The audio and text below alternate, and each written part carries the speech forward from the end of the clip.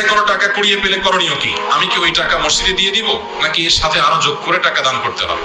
আমাদের দেশে অনেক মাসালা আগের যুগের মুরব্বীরা বানাইছে, সৎ উদ্দেশ্যে অসৎ কাজ করছেন, সৎ উদ্দেশ্যে অসৎ কাজ করছেন, নেক উদ্দেশ্যে জাল হাদিস বানাইছে। এরকম অনেক বিষয় আছে। এর মধ্যে এটা একটা, যে রাস্তায় যদি কোনো টাকা পাওয়া যায়, কুড়ানো টাকা, হারানো টাকা কেউ যদি ধরে, তাহলে 10 টাকা নোট হলে 20 টাকা তাকে দিতে হবে। এটা একটা জাল হাদিস। এই জাল হাদিস যারা বানাইছেন তাদের একটা নেক নিয়ত ছিল। কি নিয়ত সেটা? যাতে করে মানুষ যেমনি সেমনি টাকা ধরার সাহস না করে, যে ধরলে কিন্তু আমার 20 টাকা দেওয়া লাগবে, বাবা তার চাইতে না ধরি, যার টাকা সেই পাক।